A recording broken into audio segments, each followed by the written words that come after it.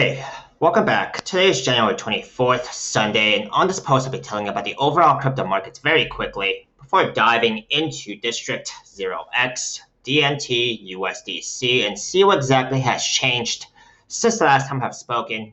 I'll be telling you about the bullish and bearish case scenarios for today, as well as the short-term price prediction on this market, according to what I'm seeing on the charts. Before I begin today, if you guys are watching me on YouTube, do subscribe. If you guys are watching me on TradingView, do follow me, as I'll be keeping you updated on the latest crypto setups on my watch list, regardless if it's a good day or a bad day. If you guys do want to support me and don't already have a Webull brokerage account, you guys can use my referral link down below. They're still giving away 4 free stocks as of today upon a successful sign up and a qualifying deposit, and I will also receive a referral bonus if you guys sign up under me. Please also read my full disclaimer below. I am not a financial advisor, and this is not financial advice. I'm purely sharing my own speculation opinions on this market. I cannot tell you the future, and you should always do your own due diligence before trading or investing in this market, as it's extremely risky and volatile. If you guys have any questions or comments, please do only leave them in the comment section below, but I'll try my best to get to as many of them as possible. Now, see what exactly is going on in the markets first. I'm just going to do a very quick recap, since I've already done a much more extensive post on Bitcoin dominance and Bitcoin price action. But briefly speaking, if Bitcoin dominance actually changes course, that would not be as good for the altcoins, especially if Bitcoin price action dumps while Bitcoin dominance is trending upwards. So what I'm looking for is Bitcoin dominance to continue trending downwards. That would be, generally speaking, better for the altcoins. Now let's dive right into District0x.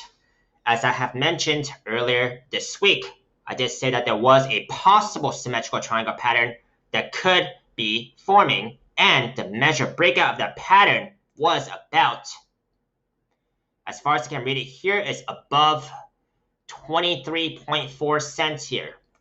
However, I did also point out on my last post that there were still some pretty bearish signals to be paying attention to, including a very overbought monthly RSI here, about 87. Weekly bearish divergence here, comparing this high with this higher high, but with lower highs on the RSI.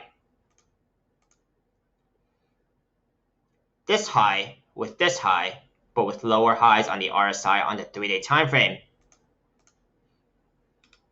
On the daily, it's okay, because I'll be comparing this high with this high.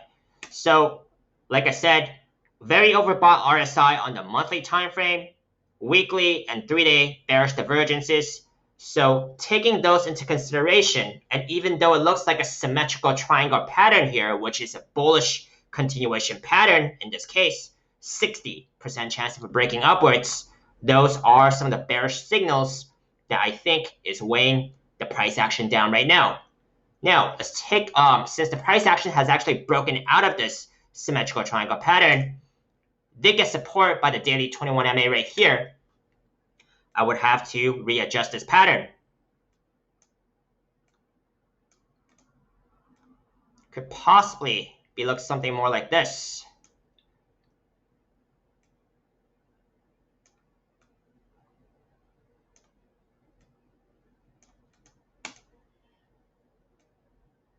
I guess I could try very hard to actually keep this touching, but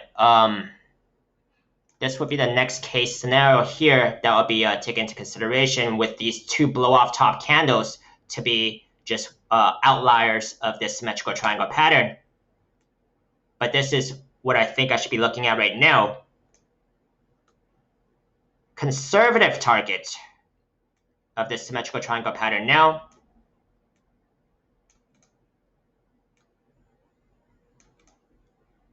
If it actually does break out by the apex, which is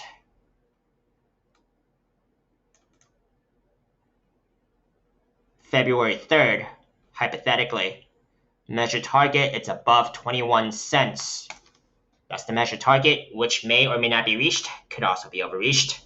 So this is what I'm taking into consideration. But like I said, there are bearish divergences on the 3-day and weekly time frame, and as I keep mentioning, if I do see bearish divergence on a specific time frame, My conservative target is that the price action would either wait for the next closest moving average to come up to meet the price action, or it could potentially drop all the way down to meet this moving average. In this case, on the 3-day time frame, I'm talking about the 21 MA right here, currently about 7.4 cents, up just a little bit around there.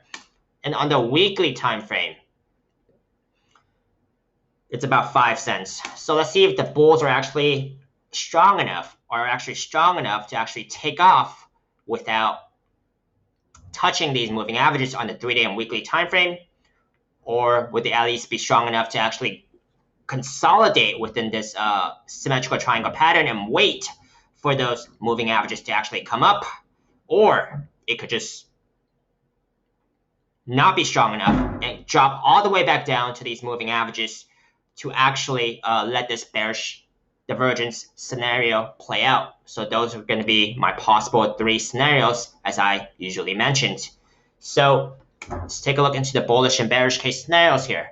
Bullish case scenario, price action breaks above this top trend line right here. Let's also take a look into the lower time frames and see if there are any moving averages that could be acting as resistance above this top trend line. So I don't see it. Now on the 4-hour, 6 hours okay, 12 hours okay. However, the daily 21 MA is still upward sloping, so that in the next 2 or 3 days, it could also breach this upward trend line. And in that case, I don't think that's a good sign, because that means if price action breaks out of this symmetrical triangle pattern, it will still have to deal with resistance coming from the daily 21 MA. So I'll be paying attention to when the price action actually breaks out of this upper trend line of this symmetrical triangle pattern and where that daily 21 MA could be, because that could act as resistance and reject the breakout. That is the bullish case scenario. Price action breaks out of this symmetrical triangle pattern. Take into consideration of where the daily 21 MA would be, because it's actually upward sloping right now. It looks like it could actually go through this upper trend line. And then if it actually gets through, breaks out of this pattern successfully, and possibly even above the daily 21 MA, then the measured target here is about 21 cents. Bearish case scenario, price action breaks below this bottom trend line right here. The next level of key support would be the daily 50 MA, which is the white line right here. That's the next level of key support I'm taking a look into. Okay. Also, of course, before that, the fib level right here at about the 9.3 cent level. That is, so breaks this bottom trend line. Next key support will be the fib level, 9.3 cents. And then, if that does not hold, daily 50 MA. So this is what I'm taking a look into. Like I said, I'll be taking into consideration of the bearish signals I've also pointed out on the 3-day and weekly time frame. Of course, also the monthly very overbought RSI into consideration. These are my bullish and bearish case scenarios for today. Let me know if you found it helpful. Give me a thumbs up if you did. Let me know agreements, disagreements, feedback. I would love to hear them. Hope you manage your risk carefully, and if you would like to see any more of my most recently uploaded videos on YouTube, you guys can check out my links up here on YouTube. See you next time.